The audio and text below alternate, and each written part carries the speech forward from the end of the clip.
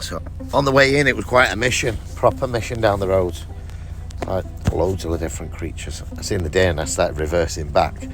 Then he vanished in the bushes. And then there was a buzzard in the tree sat. And I thought, you know what? Sandwich time, man. Fill my belly.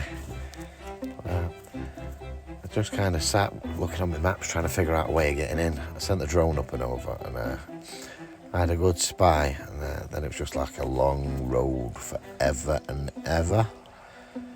Didn't stop for the sheep, giving up with them. Yeah, but then the gates appeared and they were like big smiles. It's a long old walk from there though. It was wet, very wet. My feet were drenched, man. But it did look nice, I give it that. And it's weird walking on your own because it just felt like I was going nowhere. Then this little fella showing up and I thought he'd run off, and he sat looking at me and then just came running up the hill to me. I think it was Peter Rabbit, but probably wasn't. It's probably one of his brothers or his cousins. But it was a good old day that, in the rain. It was probably one of the wettest days I could have gone there. But it's just, it is what it is, isn't it?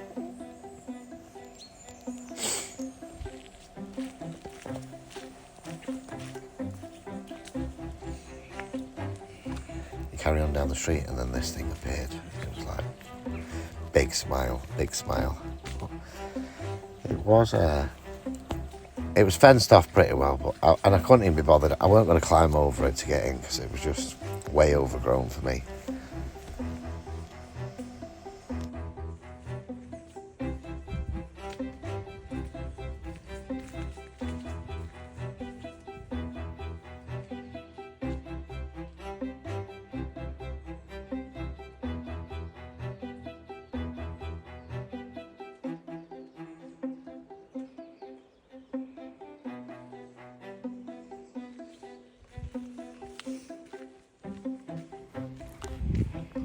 Once you go around like the corner, I was just figuring out whether to have a climb over and get in there, and then I thought, nah, it's not worth it on me Jack Jones in case something happens, because with my luck, flipping tower will fall off and land on me or some shite.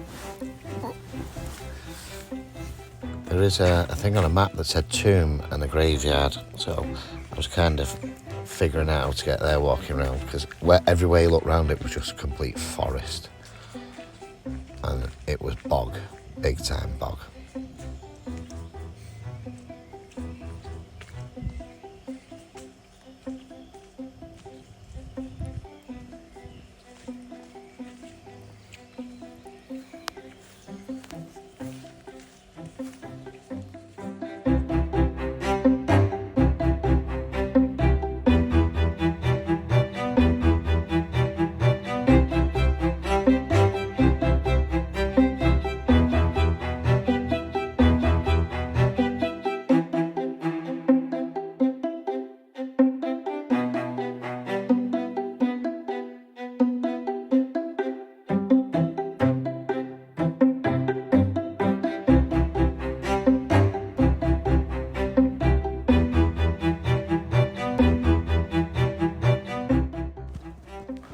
Obviously the first thing I do when I get there is send the drone out to have a nosy and see is there anyone there.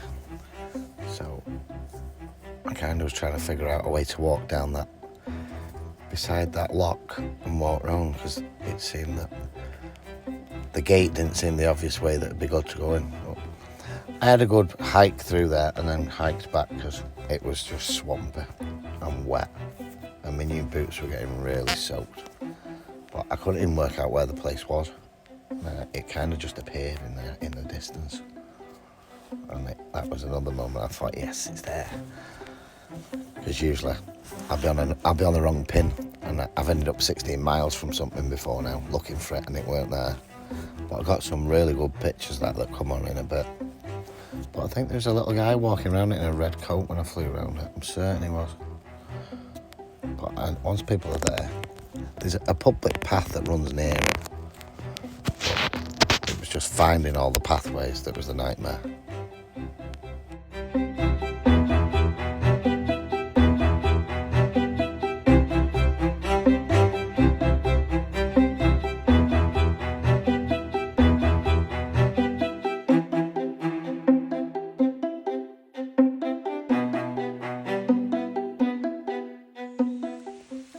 So on the map, it said if you follow this bit of a track down, it leads to, there's like an old house at the bottom, but when I was on the maps, it kind of shone through this little gate here.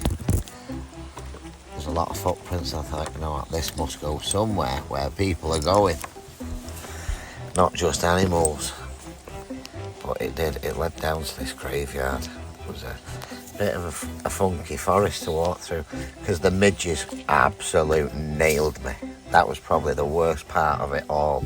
The midges just come out and battered me. Yeah, but there was some super old graves in there, super old. Mad that it's just been left to be totally overgrown.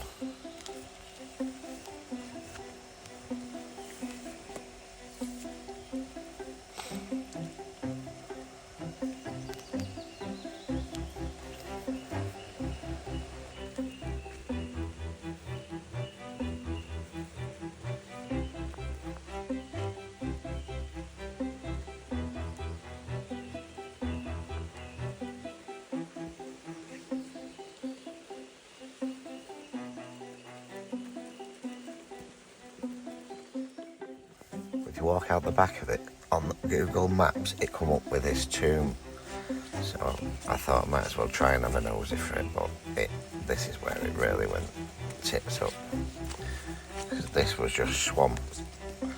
But once your feet are wet, you just think, fuck it, let's carry on. So I carried on for a good bit, and midges just got worse and worse and worse. I couldn't even see them, they were just eating me. Literally. And then I thought, once I carried on a bit, I just carried on a bit further, and then before I knew it, I was way out. But it was a spooky forest. I wouldn't like to be in that night. Where this tomb said it wasn't, so I turned back and thought, knock it on the head.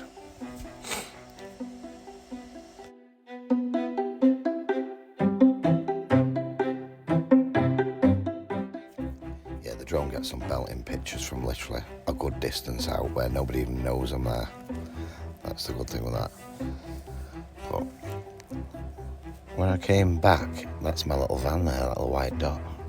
When I came back, I walked straight out past the house, and I thought, if someone stops me or something, they do. But there was a sign there that said no drones, but it's a pity they didn't put that sign like where I'd parked, miles away. Might have come in handy. Fortunately, they didn't signpost it properly. So I just went on my little merry way, quite happy. And then I tried to edit the video. My phone's memory is full, just crashed constantly. So that's why I've put most of it onto hard drives now, off the phone, and I've got another phone to start editing off this, if you know what I mean. And now I've got the iPad that I've got to start with tomorrow. And that might get a bit better. I know it'll be dead easy, but I've struggled with this. But it's totally new to me. I can record stuff, but it's just joining it together that's like the tricky part. But I'll get there. It's not took long to get this far, a week, so that's me done. You just when I was walking back, I was like, the van, I thought it was miles away, and then it just kind of appeared in the distance, and my feet were squelching. I just remember jumping in puddles. I was that wet, and then I got back to the van and stripped off, and literally my clothes were absolutely just drowned. But it was a good day.